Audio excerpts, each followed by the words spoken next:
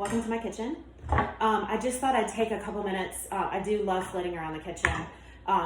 So I wanted to go ahead and give you a menu idea, a recipe option.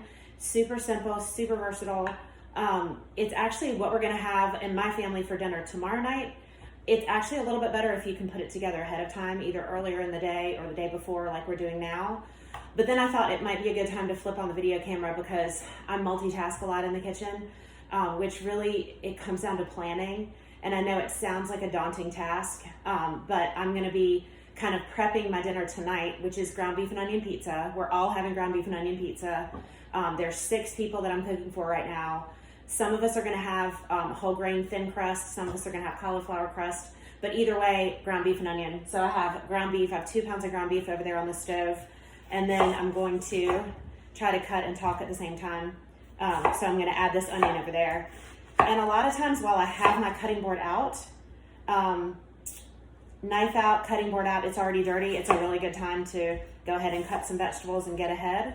So what I was gonna do for tomorrow night for you guys, and again, it's super versatile, is a tomato and avocado salsa. So I'm gonna do it, as the recipe calls, with salmon. It would be super good with steak, chicken, pork chops, any other kind of fish, frankly. So really easy. So there's the onion with my ground beef. Again, that's for tonight.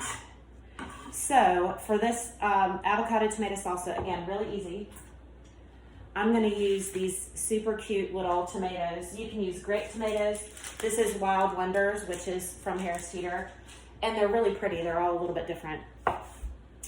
So I'm going to cut up our tomatoes.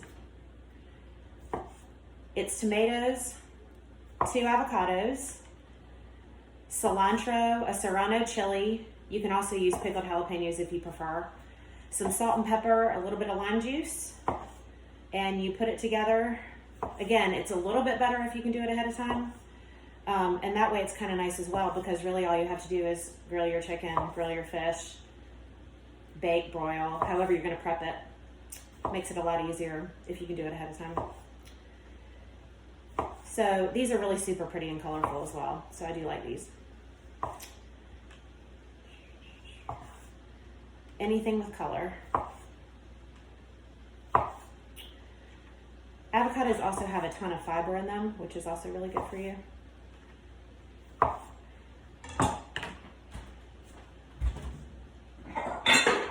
All right, so there are my tomatoes. Got my avocado over here.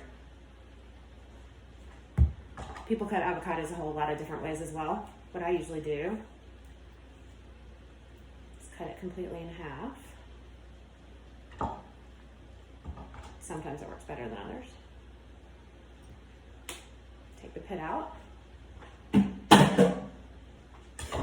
And then I usually just peel the peel back completely.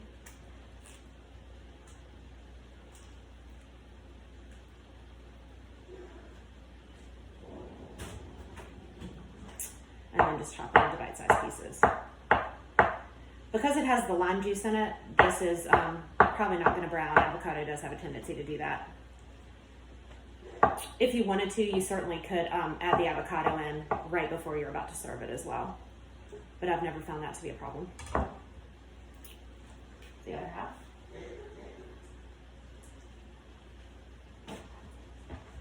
Okay,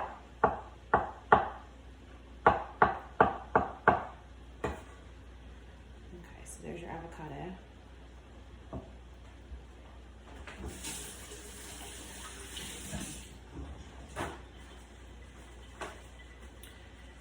So also, while I have my cutting board out, so I'm gonna finish chopping this cilantro.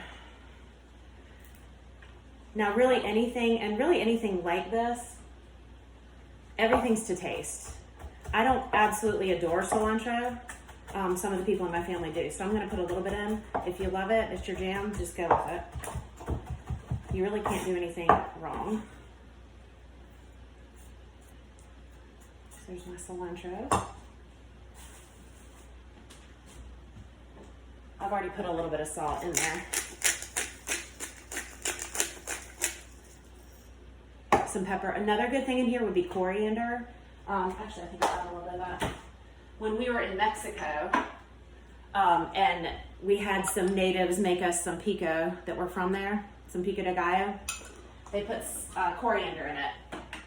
So that's another good spice to have around. Oh, lime.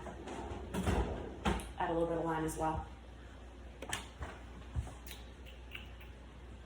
So, this is almost done.